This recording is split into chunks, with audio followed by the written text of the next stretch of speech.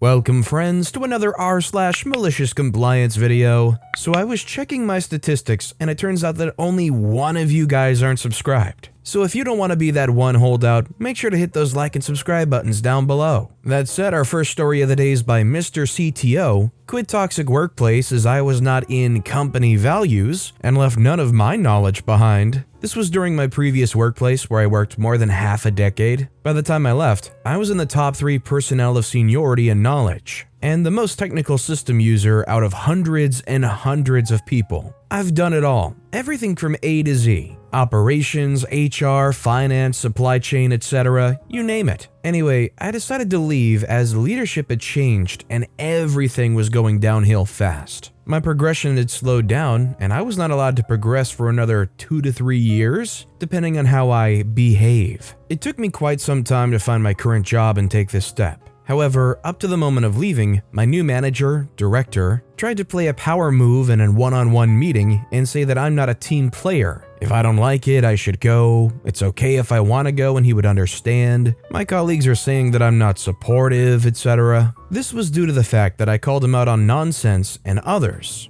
was not afraid to speak my mind on poorly made decisions, and had to protect my team from his and other managers' mistakes. I rather took the hit than my team. Meeting got quite heated, but I kept my cool and he proposed to meet in an hour or so to think and discuss how I will change and what is my project for this year. In simple words, what extra will you do for the same salary because we don't like you and want to pay you a lot less? Fine, let's meet in 1 hour. I considered quitting on the spot because that would cause absolutely massive issues, but I decided to treat him the same way I was treated, and my team shouldn't suffer from his stupidity. Cue malicious compliance first time. I came back to the meeting and spewed out the biggest, vilest nonsense I could come up with that he wanted to hear. Oh jolly me, happy days, I am a yes man. Came up with random projects and the values I really want to contribute, yada yada. Really gave the effort in my emotions whilst discussing and making this place the best workplace ever, working during my days off and overtimes to succeed. I am in it for all to redeem my poor values. I could have involved HR and sorted it out differently, but this was way better. Anyway, the jerk sort of bites my nonsense and goes with it, giving me a last chance to redeem myself. Not sure what I'm redeeming, it's him who didn't like me, but he's not a complete moron, so he probably had some doubts. So after leaving the room, I started the new happy yes man me transformation. I said absolutely nothing to anyone leaving, but I'm fully aware how things spread around. So in the meantime, I had a few interviews and one place caught my eye. They caught me and we had a good communication. I was waiting for final interview. The things were still going downhill and my moron director was being a jerk more than usual. I couldn't wait to drop my resignation letter on the table. Cue malicious compliance second time. I knew my last days here are approaching and was hoping I get out soon. Unfortunately, we had another lengthy one-on-one. And he still wasn't happy with everything I do, and I should do more and better, especially with my type of experience. So I took upon more things. Realistically speaking, I would need at least one more person with exactly the same knowledge as I have to barely manage everything within my contracted hours. Worry not, I am a yes man. All the new projects and responsibilities. On the next day, I checked my holidays at the end of the month. If everything is correctly booked as I was hoping, I would give my notice and only have to work half of it due to the holidays. That is, if I get offered the new position. Hours later, I get an email with a new contract and I'm starting in a month. I didn't want to send the email on the weekend about my resignation as I wanted to see his face when I hand him a letter. Waited for Monday, asked if he had a moment, and gave a well-presented letter with my resignation. He asked with a curiously stupid smile, "What is this?" "Well, I don't know. How about you open it up?" I said, "Have a look." To which he came back with, "I can't wait. You can tell me." Wow, the cringe. So after not saying anything, he opens it up, and suddenly from the almighty warrior, and most of the time yelling at everyone, he turns pale, scared, and barely whispering, oh wow. Yes, that is my resignation letter. I give my notice now and will send over an email. If there's anything you want to discuss, please schedule a meeting. Oh, yes, we definitely have to talk.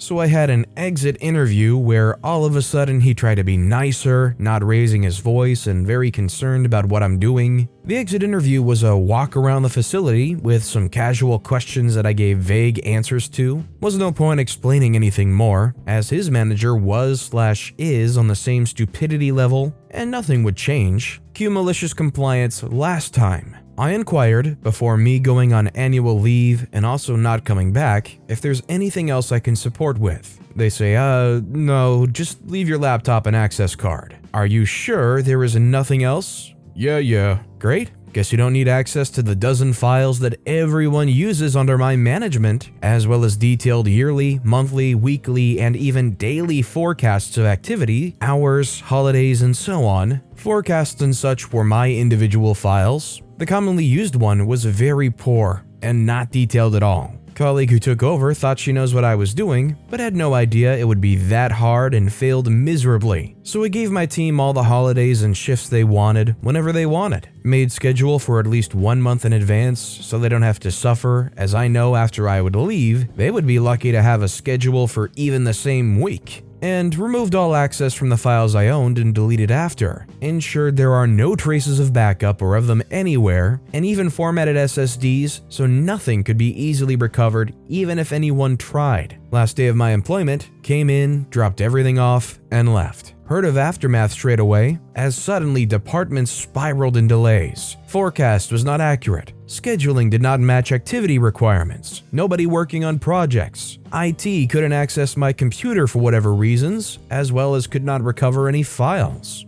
Their delay got so massive, it would actually take months to recover with right resources, whilst even not respecting KPIs. There were a lot of technical issues nobody knew how to sort out either. In the end, they had to spend a lot more for extra staff and even technical IT support to do basic things. Most of management team left after I left, and a lot of team members resigned. Rough estimate is that they'll lose millions over the next years regarding how everything is managed, and have already lost a lot. If you knew you were holding a place together like this, and you were the glue that kept everything running properly, but your management, your supervisors treated you like dirt and pressured you to do even more and overextend yourself, would you quit and take everything you did with you to make sure they just completely have the rug torn out from underneath them? Or would you rather just leave what you have there, get out of there, and leave them trying to pick up the pieces? Let me know what you think in the comments down below. Our next story is by Oldman712. Sorry, I deleted all the files he told me to delete. My job was to design and write software prototypes for individual high-value customers.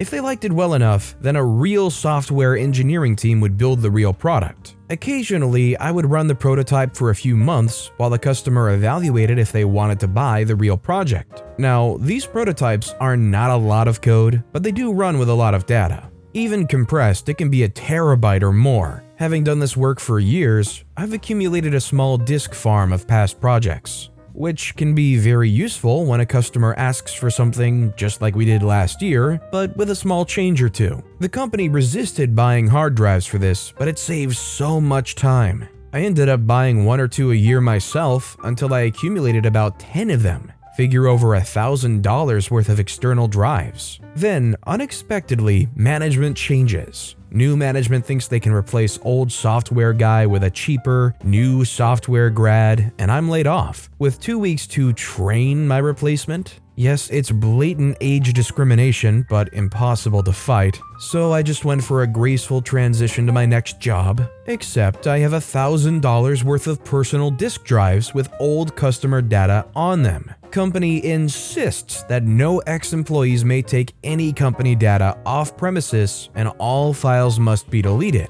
I don't want to just leave the drives at the company, but they insist I must delete all data before taking them home. So I offer 1, they can buy them from me. 2, I'll eventually use them for something else, but I can leave the data on them in case someone needs it. Not good enough. New manager insists I must delete all data and all backups before I remove the drives. Okay, that's what I do. 6 months later, I get a series of desperate phone calls. New software grad had been unable to build any new prototypes. Old customers are calling to get old prototypes updated, and new software grad has no idea how to do that. Executive VP is calling to ask what it would take to bring me back to do my old job. Sorry, I've got a new job now, and even if I didn't, I can't just modify the old prototype because you insisted I delete all old copies of it. If I did want to modify it, I'd first have to recreate it from scratch. The code still exists in their source control, but the data is the heart of the prototypes.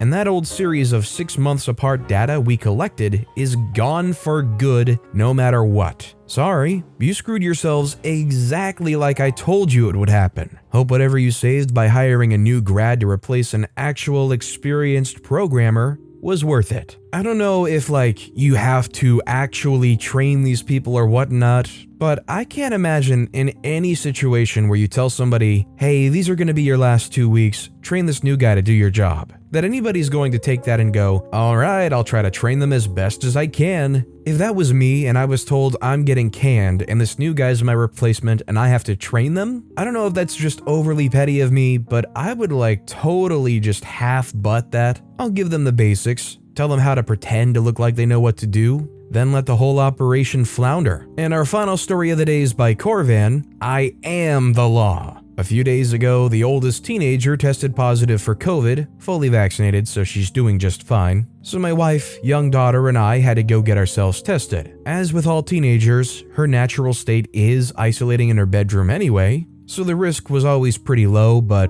better to be safe. As the staff were working their way through the queue at the local drive-thru test center, I, masked, gave the one that approached us all the details of our situation. At which point, she instructed me to put on our hazard flashers so we could be directed to the appropriate queue.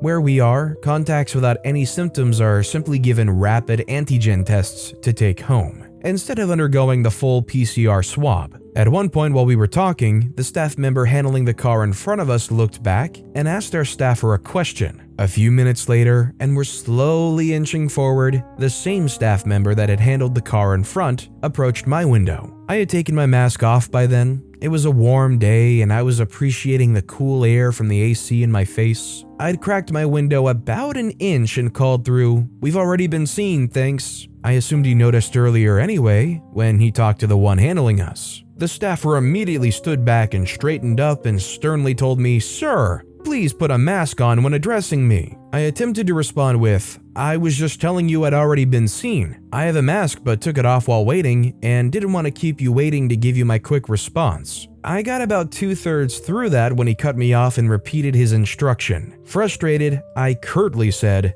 "This is pointless. I have been seen. Thank you." He pushed the point and started getting louder, letting me know he wasn't a regular staffer at the center, but was a law enforcement helping out. He then huffily marched away. Fast forward 10 minutes or so, and we've reached the point where we were to be directed to the appropriate queue. My new friend was now directing traffic to the relevant lanes. As I came to a stop, he gestured vaguely somewhere behind him and said something I couldn't hear through my closed window. I reached down and, maybe a little slower than usual, put my mask on before putting my window down and asking nicely, "I'm sorry, I didn't hear you. Which lane should I take?" He practically shouted at me, "I said go to the left lane, now you're holding everyone up." I said, "Well, I wanted to be sure I had my mask on before talking to you through my open window." He said, "Now you're just being a smart butt. Do as you've been told." I say, "I'm sorry, I really don't appreciate the tone you've been taking with me. Can I please have your badge number?" He says, "I'm not here officially as law enforcement, I'm volunteering." I say, "Oh, that's strange, because it sounded to me like you were a police officer giving me lawful directions." He says, "Okay, I apologize for my tone. Can you please keep the line moving?" I say, "As you wish, officer." Window up, mask off, cue poop-eating grin, drive away slowly. Disclaimer, among many other groups, I have tremendous respect for both law enforcement and the people working COVID test centers, but I don't have much time for people that don't show courtesy in general or shove their inflated sense of self-importance in my face. While I do think that OP probably should have just kept the mask on and rolled through the whole process, I think it's pretty clear that this police officer, who is a police officer, until you call him out on it, then they're just volunteering, was acting a bit over the top. I'm not gonna lie, I'm pretty sure for OP, it was pretty satisfying being able to just put that guy in his lane and making them apologize for speaking up at you. But with that being said, that's all the time we have for today. So of all these stories I've read today, which is your favorite and why? Let me know in the comments down below. And if you haven't yet, if you could like and subscribe, that would mean a lot to me. Whatever you do, whether it's liking, subscribing, turning notifications on, all of it helps grow this channel and I appreciate the heck out of it. So until next time, I'll see you all tomorrow with some more stories.